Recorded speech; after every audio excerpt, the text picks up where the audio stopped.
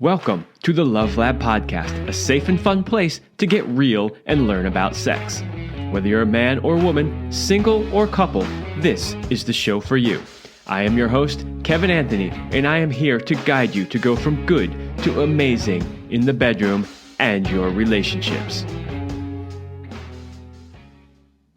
All right, welcome back to the Love Lab Podcast. This is episode 285. And it is titled The Most Common Sexual Fantasies and What They Mean. I had this idea to do the show on common sexual fantasies, and I thought, I swear that Celine and I already did this topic. So I went back and looked through the show notes for the previous 284 episodes and realized we have not done a podcast on this. So I'm kind of excited to do this topic. I believe we did a shortened version on YouTube on this subject, but we've never really dived into it as deeply as I'm going to today. So I have 10 common fantasies. I'm going to talk about what they are. I'm going to give you some percentages for how many people, sometimes in general, sometimes men and women, percentages of how frequent they are. And I'm also going to offer you some of the experts' opinions on what they mean, as well as some of my own opinions of what those sexual fantasies mean. So it's going to be a fun show today. We're going to get to talk about fantasies and have a little fun with it. But before we do that, a short word from my sponsor. Power and Mastery 3.0 is here. The men's sexual mastery program you have heard about on the show for a long time is now even better. I have personally reviewed every module, lesson, video, audio, and PDF to see if there's anything new that needed to be added. As a result, I have added 10 new videos, 1 new audio, 8 new PDFs, and dozens of links to hand-picked products to help support your journey to mastery. In addition, there is also a brand new user interface that makes it easier to navigate the course and find your course materials. So if you are ready to become the sexual master you have always wanted to be, then go now to powerandmastery.com. You know that is the men's sexual mastery program that Celine and I created. Just about halfway through last year, I spent a ton of time going through and really updating it and making it the most current and best course that I could put together. I think it's really amazing. The feedback has been really great. And hey, it is a new year. It is time to finally become the sexual master that you have always wanted to be. Fix any of those sexual problems or dysfunctions that you have, and really be the best version of yourself that you can be. So check that out at powerandmastery.com. Okay. Before we get into the fantasies themselves, I want to read you a quote from David Levy. He's a PhD clinical psychologist and marriage and family therapist.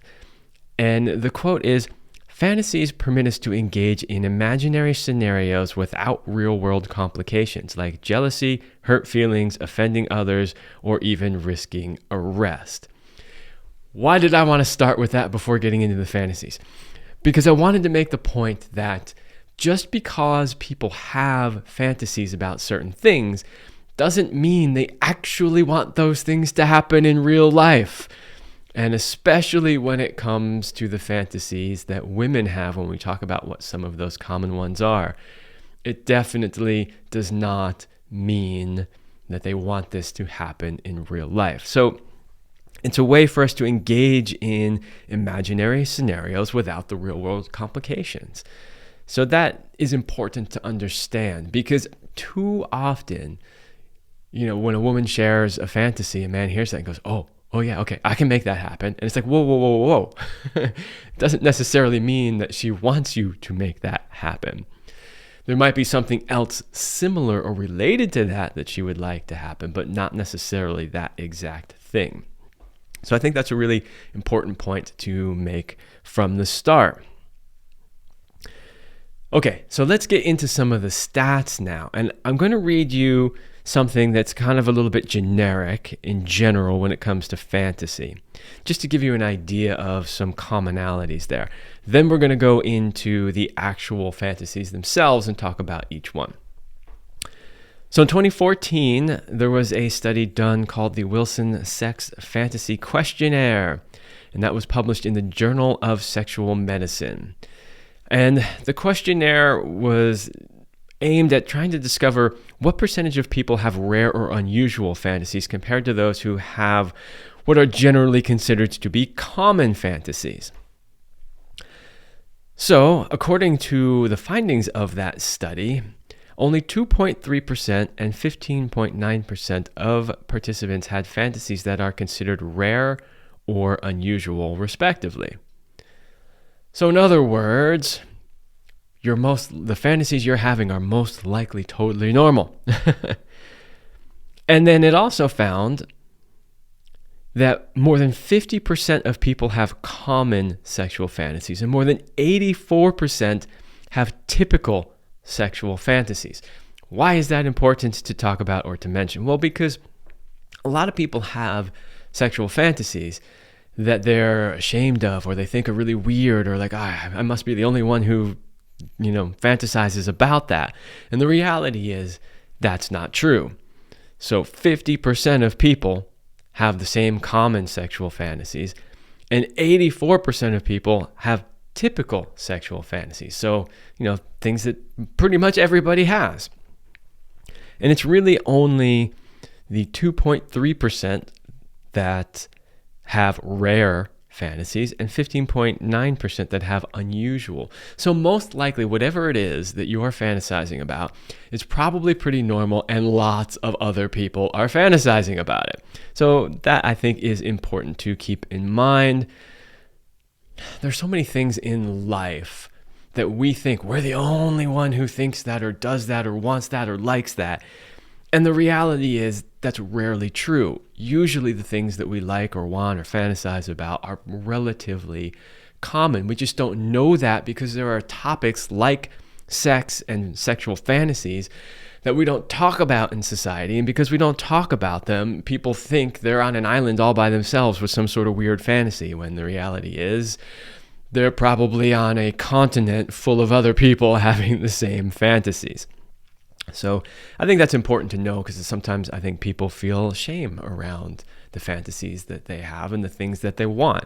So I think that's important to understand. So, okay, having said that, let's get into the fantasies. Number one, and I had to put this number one on the list, I'm titling it multi-partner sex, which can include threesomes, foursomes, orgies, group sex, and gangbangs, and pretty much everything in between.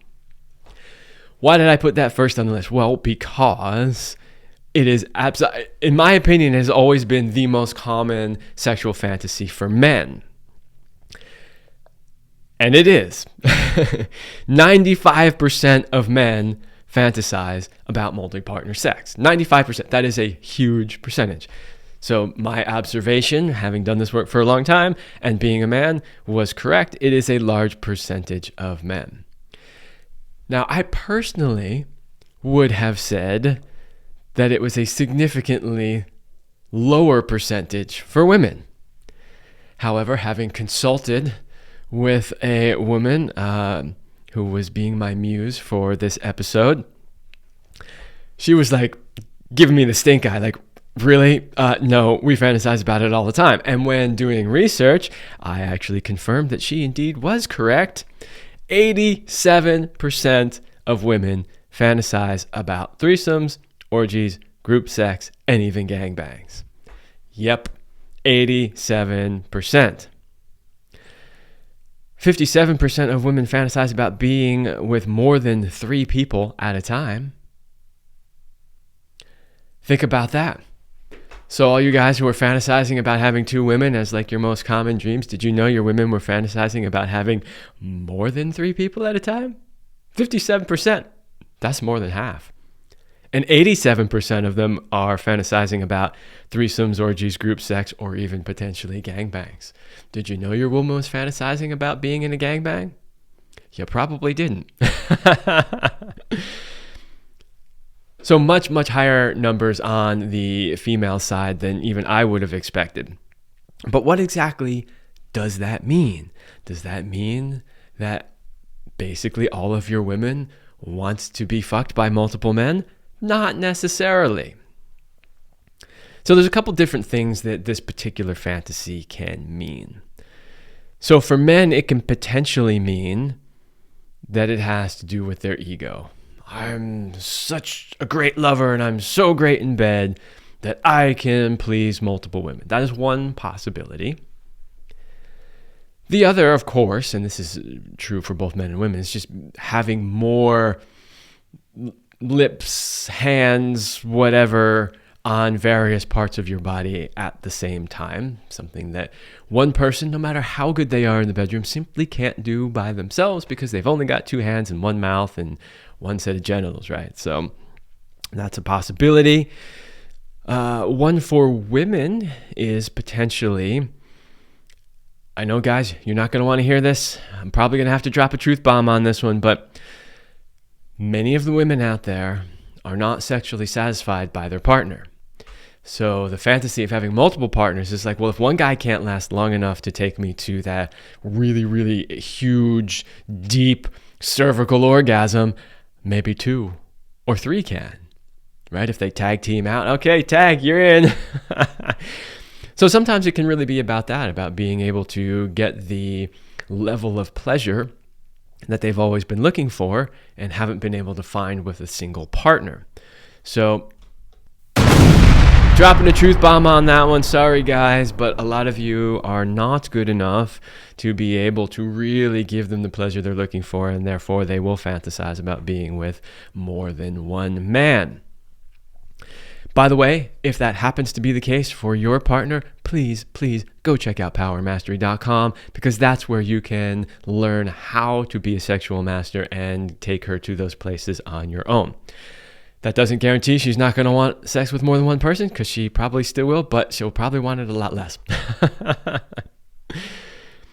Another potential reason for this fantasy is just that it's taboo. It's something that you're told you're not supposed to want or do.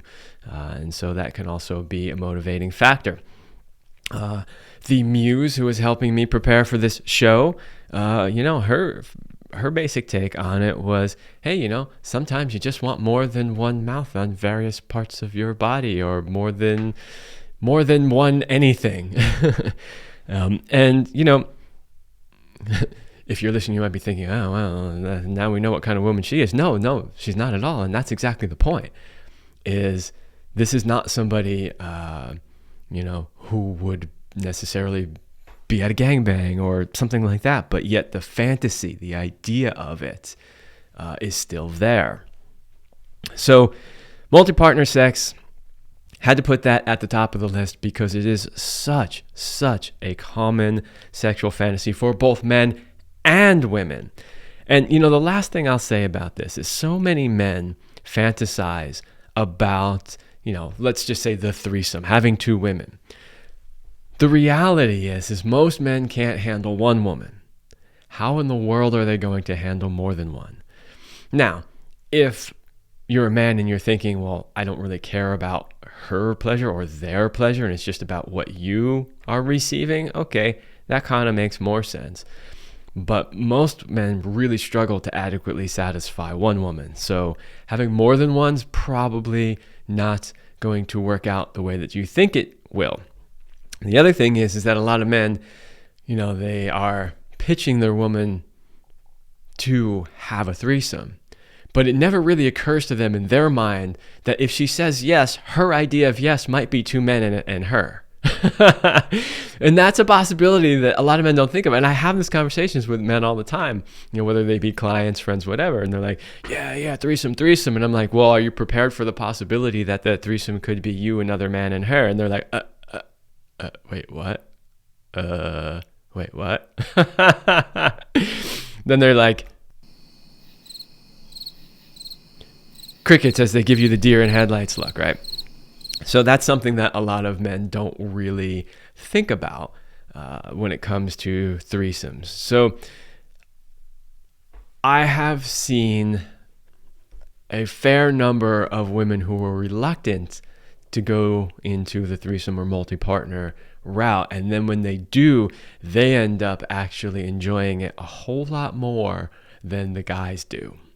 So guys, think about that before you start, pressuring your woman to go there. You might realize that she finally is in a place where she's really getting satisfied the way she really wants to, and finally feels uninhibited and is just going off, and you're not getting nearly as much attention or satisfaction as you thought you would.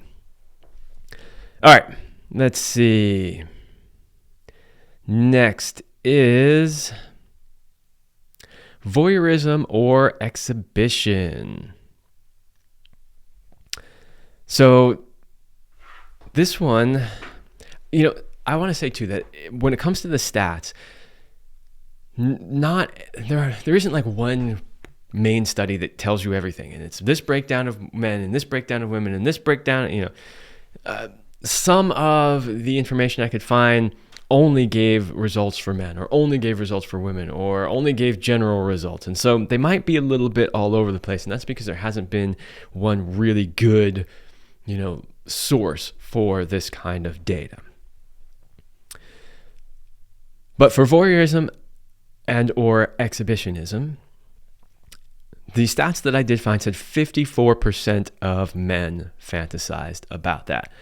So obviously voyeurism, watching other people have sex, and exhibitionism being having sex while other people watch you. So sort of two sides of the same coin, in a sense that I'm lumping them together here right now because there are similar reasons for that common fantasy. And it's often revolves around this idea of freedom, especially when it comes to sort of exhibitionism, just being able to totally do something that in normal society isn't allowed.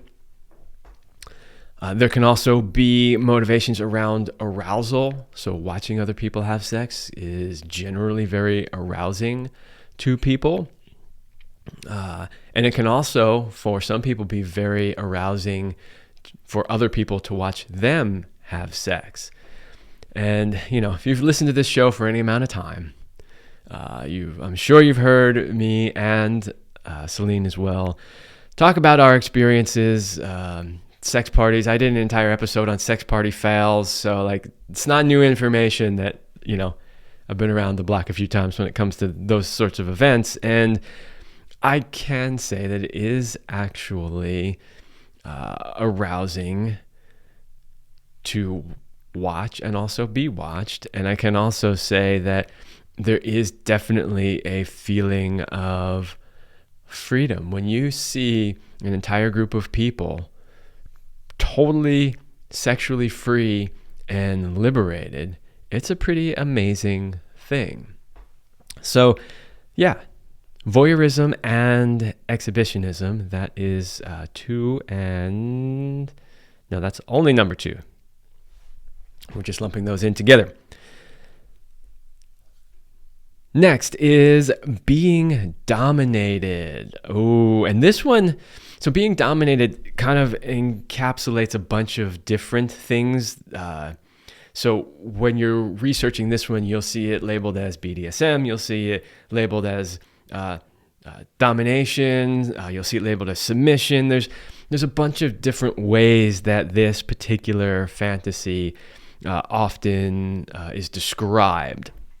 But we're going to title it being dominated. And 65% of women have fantasies about being dominated in one way or another. That's a pretty high percentage. And there's a couple of things that I want to say about that. All right, let's first go into what are some of the reasons. Number 1, submission. So being dominated is sort of an ultimate form of submission, which kind of leads me into one of the things that I wanted to share about this particular dream. So for women, if you think about not just the way their genitals are formed, but also energetically, who they are and how they participate in the sexual act. They receive a man's penis. They receive his ejaculation if they so choose. They receive his penetrating energy. Physically, they even have to spread their legs wide open in a very vulnerable position. So for women, the act of sex is very vulnerable, and it requires them to be really open, and it really does require them to be submissive in a way. That doesn't mean all the other connotations of the word submissive. I'm not going into how they show up in their relationship dynamic or anything like that. I'm just talking about, the act of having to be spread wide open and really receive. And that is, in my opinion, and in many women's opinion too, a really beautiful expression of the feminine. And so being dominated really allows women to sink into that, to really let go and be in that feminine receiving place, which was the second point here, which is it allows them to completely let go and surrender. A couple other interesting things that you may not have thought about when it comes to being dominated as a fantasy. It also gives them permission to be wild, or in other words, permission to do things that they wouldn't necessarily do. In other words, they're not holding back. There may be potential sex acts or ways of being that they would be afraid to ask for or to want. But if in the dynamic of being dominated, the man actually is sort of, dominating, for lack of a better word. I don't want to use some other words because I don't want to confuse people and get them all riled up. Words are very important. But it may allow them to just let go and say, oh, well, it was okay because, So, and remember, we're talking about fantasy here. We're not necessarily talking about the actual act. It's just the fantasy that is occurring.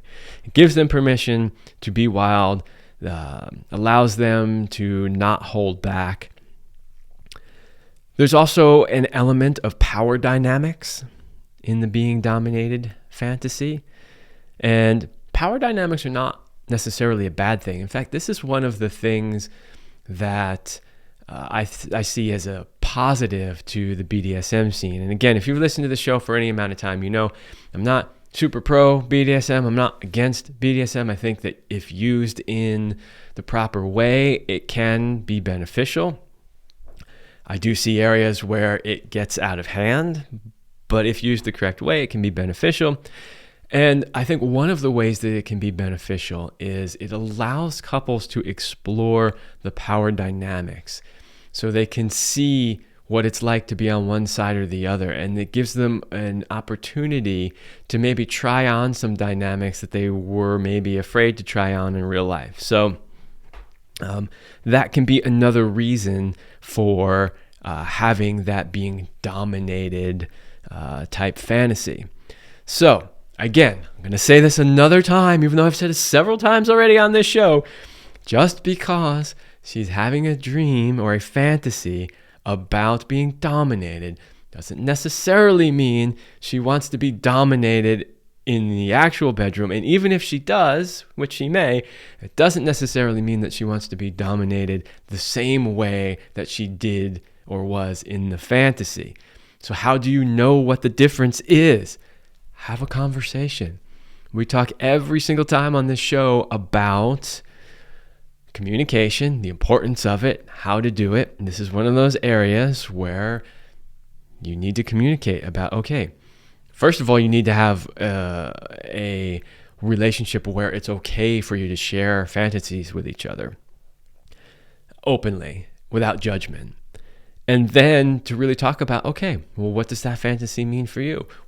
What, if any, part of that would you be wanting to try on in real life outside of the fantasy, and work together to figure out what that is. All right, so that was being dominated, 65% of women. The next one on the list is very similar to that, and that is the rape fantasy. I'm not going to spend a lot of time talking about that because, in my opinion, the reason why many women do fantasize about being raped is everything we just talked about with the being dominated.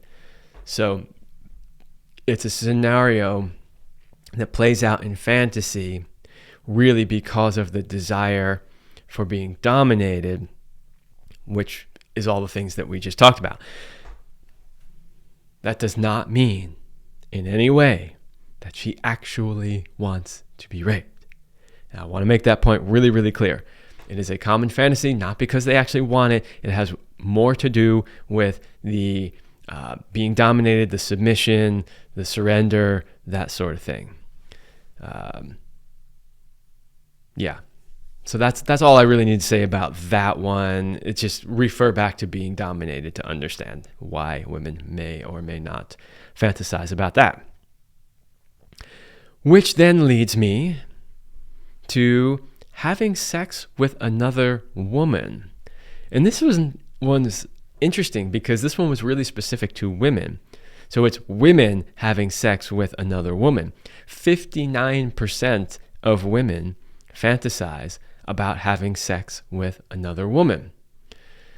Does that mean that they're all bisexual or gay? No, it absolutely does not mean that. There are a couple of potential reasons why women fantasize about having sex with another woman. Obviously, it can be something that they have always wanted to do, but have either never had the opportunity to, or were afraid to, or were afraid of being accused of, being gay or something like that. So there might be a fantasy there about what would it be like, but I've been afraid to try it in real life. That's a possibility. Some of the others from experts were things like, when two women have sex, a lot of the sexual stimulation is on the clitoris because that's the external part. And so experts believe that having a fantasy about having sex with another woman can sometimes be about receiving clitoral stimulation. So, a way of doing that. That is a possibility.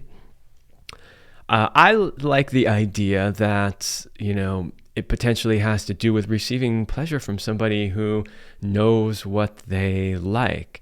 So the idea of a woman knows how to pleasure a woman.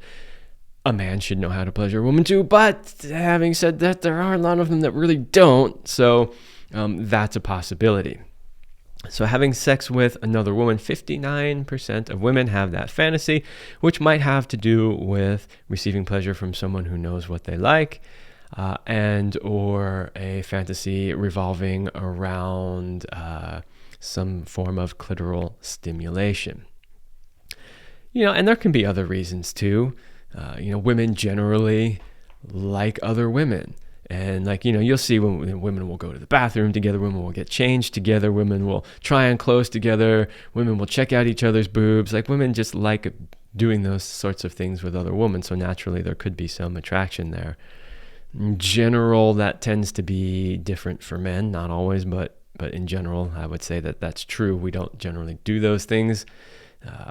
So it's different, and which would explain why I didn't find any stats for men fantasizing about having sex with other men. I'm sure they're out there, but I read a dozen articles from all different sources to pull all these stats together, and I didn't actually find that anywhere. There were some generalized stats about fantasizing about homosexual encounters, but those numbers were really low, single digit or low 2-digit numbers. And so the title of this show was Most Common. And because the stats were so low on those things, obviously they didn't make the most common list. It's not to say they don't happen, they're just not the most common. Okay, so there you go. That's the first 5 of 10 common fantasies and what they possibly mean. Let me know in the comments. Have you had those types of fantasies? And if so, have you thought about what they mean to you? I would love to hear that. And we're going to take a short break for my next sponsor. Hey guys, do you know what makes a man great? You know the kind of masculine man that women are irresistibly attracted to and want. Is it money, job title, physical body, great in bed, a big penis, or great pickup lines? What if you don't have those or only some of them? What if you've had a string of failed relationships, are embarrassed by your bedroom skills, doubt whether you can rise to the occasion, worry about lasting long enough, or are always stuck in the friend zone. I can help you if you are ready to make big changes and finally become the man you have always wanted to be. Then this is the program for you. To find out more, please go to kevinandceline.com/go/warrior. The link is in the description below. That is my men's coaching program. You know, there's a lot of things in there that could potentially be preventing you from having the sex life and relationship that you really want. So if you are in that position where you're saying, my relationships just aren't where I want them to be, they're not working out, or, you know, I'm really struggling to satisfy my partner or find partners because of my lack of ability to satisfy, then you need to go to kevinandceline.com/go/warrior. From there, you can book a strategy call with me and we can talk about how we can get you to where you want to be. All right. Let's dive back into the fantasies. Next one on the list, having sex in public. This one kind of surprised me a little bit about how high the percentages were. 81% of men and 57% of women apparently fantasize about having sex in public. So what are some of the reasons for that? Well, one is arousal. Again, this is similar to that exhibitionism, voyeurism that we talked about. Liberation. It's very liberated to be that exposed. Empowerment. It's also empowering to be able to allow yourself to be that vulnerable. The reality is that sex is vulnerable for both people involved. You're naked. You're in a position where you can't really do much else. You are sharing parts of yourself and maybe sounds and things that maybe you're not super comfortable with people really seeing. So the idea around having a fantasy that you're having sex in public can potentially be about all of those things, about feeling empowered, about feeling liberated, about feeling aroused by that sort of thing. So those are some potential reasons. Like I said, I was somewhat surprised by the fact that it was that high. And I don't know, they didn't really clarify from what I read what public meant, right? Because, maybe a sex club could be considered public for sure. That's a place where there's lots of people, random strangers you don't know. But sex in public could also be, on a beach somewhere or, somewhere else that's pretty public. And I would think that those would, like if you broke it down by that, like where, that might have a bit of an impact on the stats. But yeah, anyway, in either case, I found that somewhat surprising. All right, next fantasy, sex with a stranger. So 50% of people have a fantasy about sex with a stranger. That's relatively common. So what are some of the reasons why people might be fantasizing about sex with a stranger? Well, it could be because sex with a stranger means you are avoiding issues of attachment, intimacy, jealousy. So the idea that some of the more difficult things that come up when you have close, deeply connected relationships that involve, a sexual component aren't there. And so for some people, the idea of just something that's just purely for pleasure with no attachment, no processing afterwards is potentially appealing. Could also mean that you're free of pressure or duty or responsibility. So again, there are responsibilities that come with being intimate with somebody. But if it's a stranger, and likely one you will never see again, those pressures, duties, and responsibilities may not be there. Another possible reason for fantasizing about sex with a stranger is that you would be able to do things that you would be afraid to ask your partner for. So a lot of times people have, fantasies or desires really about a type of sexual act or something that they like, but they're afraid to ask their partner for it because their partner might think it's gross or it's weird or have judgment around it. And so the idea of a fantasy of sex with a stranger is, well, you can ask for those things because you don't care what the stranger thinks. You don't care if they have judgment about it. So that's another possible reason for having the fantasy of sex with a stranger. For some people also, it's just exciting. It's like, an adventure, so to speak. So there can be a lot of reasons for fantasizing about sex with a stranger. Next one, making love in a romantic location. 85% of people fantasize about making love in a romantic location. And what's interesting about that is it really is both men and women. And men obviously get the rap about, not necessarily being so romantic. And you might have a tendency to think that this is mostly women, but it's not mostly women. It was actually both men and women. The key to this one is the location. So what the location potentially means. So just for one example, if the location was, making love on a desert island, that potentially means that you want to be away from the day-to-day responsibilities, that you would be able to actually be totally present for the lovemaking experience if you were on a desert island and there were no distractions. So when we say romantic location, it might be because the person is craving romance, but it might be that the location itself actually indicates what it is that fantasy is fulfilling for you. It could be adventure. It could be, like we said, lack of responsibilities, the ability to have no distractions and really focus. So if you have a fantasy about making love in a romantic location, think about that location. What does that really mean? What is it that you're really seeking out of that fantasy? All right, next, sex with your own partner. This did not surprise me at all. Maybe it will surprise some of you.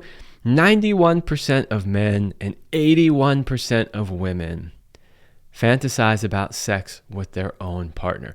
I think this is fantastic. The reason is, if you're really in a healthy relationship where you have both a healthy, relationship and a healthy sex life, because there are people that have a wonderful, amazing, loving relationships, but their sex life really isn't very good. You have people that have great sex but don't have a very good relationship. But if you're in a really healthy, loving relationship that also has a very healthy, loving and fun sexual component to that relationship, I really think you should be fantasizing about your partner. In other words, if you're in that kind of a relationship, there should be attraction to your partner. And so when you get turned on, you should be thinking about your partner. I know for me, that's definitely the case. When all the times in my life when I've been with a partner that I'm attracted to, I definitely have dreams or sexual dreams or fantasies about that person. And I've always considered that a good sign. That means that I'm attracted to my partner, that I'm desiring them, that I'm wanting them. And the thing is, let's say it's a dream as opposed to just a fantasy that you're thinking about while you're awake in your conscious mind. You don't really get to choose in your dreams necessarily, unless you've mastered lucid dreaming and you can control your dreams, which most people can't. But for the most part, the symbols and the people just show up. And so, when I'm having dreams about, having sex and the person in that dream happens to be my partner, I always kind of smile and I'm like, yeah, that's a good sign. So it really didn't surprise me at all that most people dream about that. I mean, this is the person that you have sex with most often, probably exclusively. And so when you are fantasizing about sex or sex act, it's not unusual to fantasize about doing that with your partner. All right, and the last one for this episode is taboo activities. 72% of women and 87% of men want to indulge in what's considered culturally forbidden. Big numbers on that one. 72% of women and 87% of men want to engage in culturally forbidden activities. So what are some of those culturally forbidden activities that we're talking about? It could be anal sex, oral sex, sex with a professor, sex with someone younger, sex with someone older, exhibitionism, voyeurism. You get the idea, right? They don't necessarily have to be anything all that out there, so to speak. Like, for instance, oral sex. I personally would not consider oral sex to be a taboo activity, but some people may. Anal sex obviously has been a taboo activity culturally for a long time. You know, having sex with somebody considerably younger or older have also been considered taboo, as has exhibitionism and voyeurism. So, you know, those things aren't necessarily surprising to see on the list. So what exactly does that mean? Well, it doesn't necessarily mean you want those things, just like the other fantasies didn't necessarily mean that you wanted those things either. But it might mean what those things represent to you. And so, you know, this is kind of like we were saying with the making love in a romantic location, that the location itself had to do a lot with what the meaning of that fantasy was. Same thing goes here too. You got to look at the actual activity and what does that activity mean to you. And then you'll get a much closer idea of, you know, what that fantasy potentially means. And it could just mean, you know, stepping outside of your box, you know, taking a risk, doing something that you wouldn't normally do. Yeah. I mean, you know, when it comes to things like exhibitionism, voyeurism, we talked about those earlier on in the show about what those mean. So those are already some potential meanings for wanting to do those things. But in general, I would say if you're having a fantasy about a taboo activity, which could be, you know, these, or I'm sure there are plenty more taboo activities that you could come up with to go on the list. But yeah, I would say look at the particular fantasy and then think about what that particular fantasy means to you. So there you go. Those are 10 of the most common fantasies. Those are some ideas as to what they might mean. You know, I would say don't overanalyze your fantasies too much. But it is good to think about them and what they might mean and whether or not you actually want these fantasies to occur in real life, or if maybe you just want something that the fantasy represents but isn't actually the fantasy. And I always encourage couples to really talk about what their fantasies are and, you know, ways that they may or may not be able to meet those fantasies for each other. You might find that it greatly improves your sex life. You might find that it's a whole lot of fun and that you're trying new things that you never thought about before until this came along. So yeah, definitely think about what your sexual fantasies are, share them with your partner, and talk about them. Celine and I created a while back something called the Sexual Bucket List. I have to double check this, but I think it is in our Passion Vault, which you always hear at the end of the show. So if you go to kevinandceline.com/vault and give us your email address, which puts you on our email list, you get access to our vault that has a ton of free stuff, all kinds of free things for men, women, and couples. I think this is in there, but we created something called the Sexual Bucket List.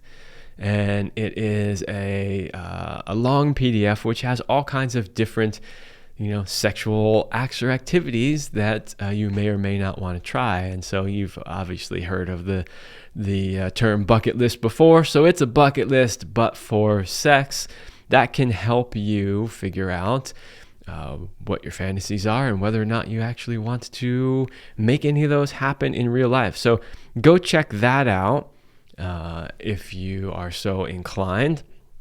And yeah, have fun with your fantasies. Don't get too attached to them. Use them as a way to enhance your relationship rather than detract from it. All right, that's all I have for you this week, and I will see you next week.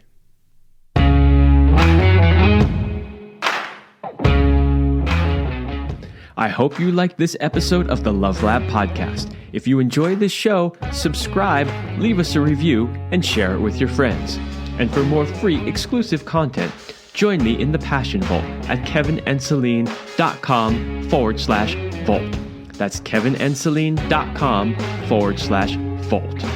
Thanks for listening, and remember, as Celine used to say, you're amazing.